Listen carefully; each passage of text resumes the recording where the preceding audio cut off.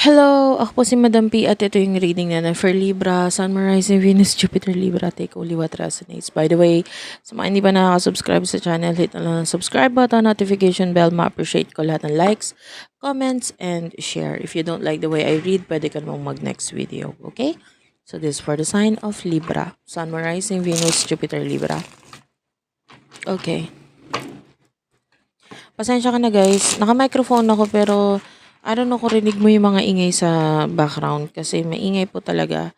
May mga tricycle na dumadaan, ganun. Pero hindi ko po kasi ano yun, maayos or mapipigilan. So, pasensyahan mo na lang. These for Libra, summarizing Venus, Jupiter, Libra. Anong messages sa mga Libra? For the sign of Libra, Sun, Moon, Rising, Venus, Jupiter, Libra. Take only what resonates, spirit guides, angel guides for the sign of Libra, please. For the sign of Libra. General love reading. Ayan. Meron tayo Facebook ha, Madam P. I-follow nyo ako dyan. Unipri, yan yung aming TikTok.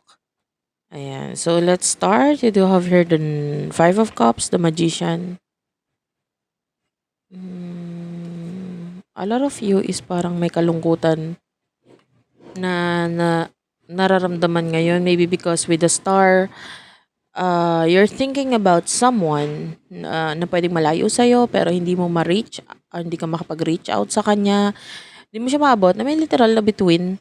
Parang ang hirap naman itong maabot, ang hirap mag-reach out, ang hirap makipag-connect, communicate, etc. Tapos with the Magician, nandun yung iba pa rin yung hindi ka fully kayang maging honest sa mga tao sa paligid mo, kumbaga sa buhay mo ngayon.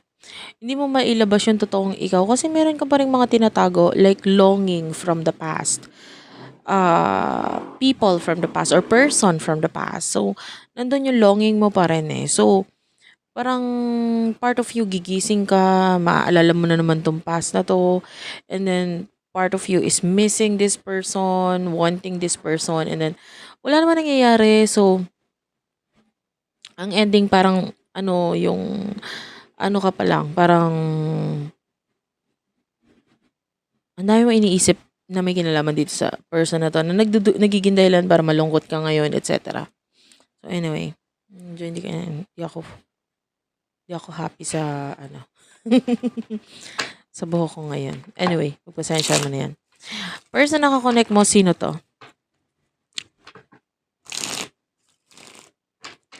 Person na nakakonect mo, sino ito? Spirit guides, angel guides. The Three of Pentacles is here. Okay, the Three of Pentacles. Clarify. Ano tong Three of Pentacles? Ayan, nagagalaw yung aking stand. Pasensya ka na ha. Kasi dumidikit siya sa table kasi. Kung saan ako nagre-reading. Ayan. Anyway. Three of Pentacles tsaka Page of Swords. You're dealing with someone na immature. I feel like ito person na to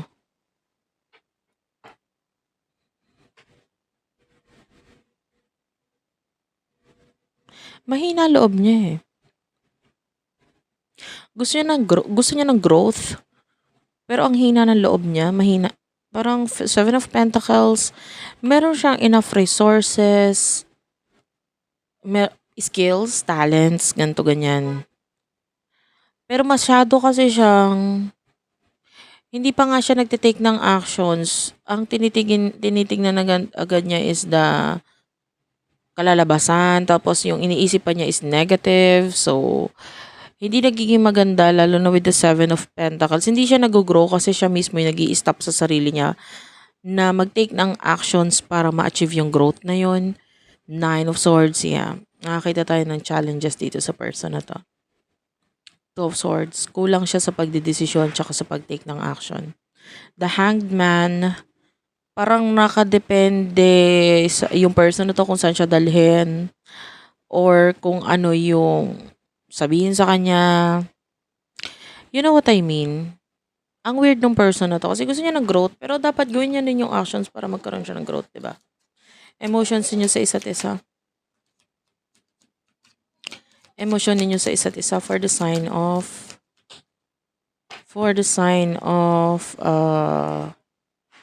Libra. The Hierophant is here, the Moon. Um, ang daming symbol. Ito ha, yung iba sa inyo, you need to decode yung panaginip mo, dreams mo. Kasi Eight of Pentacles, parang may mga ideas or may mga sinasabi dito para makuha mo yung mga bagay na gusto mong makuha. Pwedeng ganun. Yung dream na tinutukoy ko, hindi lang panaginip na pagtulog ka. It could be while you are awake. You know, daydreaming. Tapos biglang out of nowhere, bigla kang may maisip na gagawin. Tapos, don't just keep on dreaming. Gawin mo yon. Kasi might be, yung iba sa inyo, pinapakita na sa'yo kung ano yung dapat mong gawin para masolusyonan mo yung mga problema mo, etc. And pwedeng yung answer is pinapakita doon sa dreams mo, etc. Kailangan mo lang i-decode, 'di ba? Kung ano yung dapat mong gawin.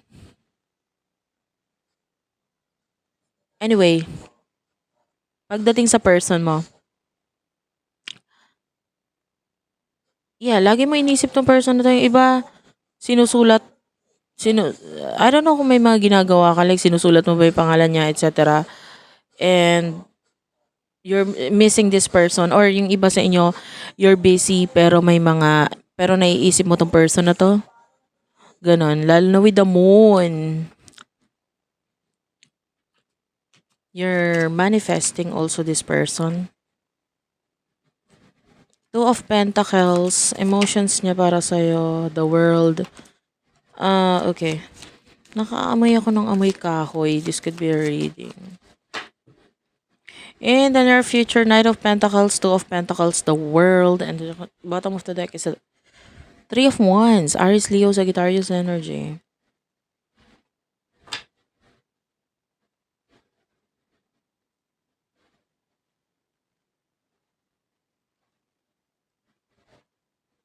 The world is a major arcana.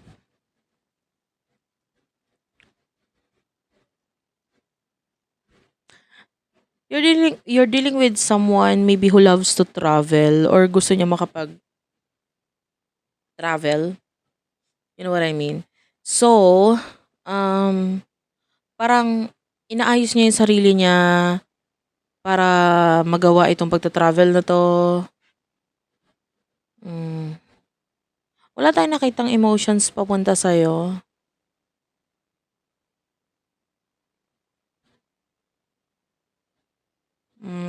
Okay.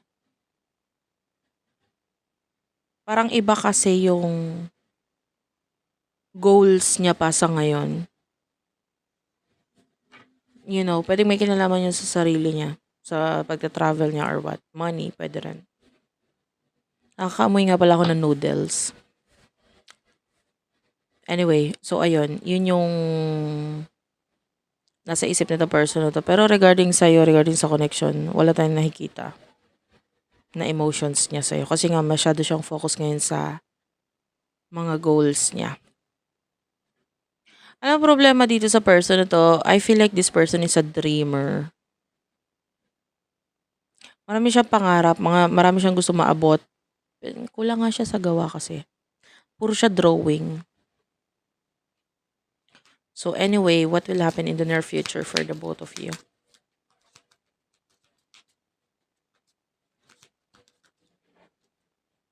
The Hermit, this is Virgo energy. Wow. Wait lang ha. Daming lumalabas na card. In the near future, the Hermit, the King of Wands. Okay. Two of Wands, tsaka ano to? The Star and the Six of Wands, Aries, Leo, Sagittarius. In the near future, meron tayong nakikitang business, career, or advancement na may kinalaman sa home. Like yung iba, pwedeng business, online business, career na may kinalaman sa home. Big change pagdating dito sa area ng home because of this. Yung iba naman, pwedeng home, literal na tahanan. Yung babaguhin or aayusin. Ayan. Mga, ano to, may mga growth regarding sa home dahil dun sa particular na gagawin na yon. Yung iba, improvement ng home. Yung iba naman, yun nga, career or business sa home. And of course, apektado yung home yan. Magkakaroon ng growth dyan. More on growth pagdating sa area ng home. A person mo, oh well,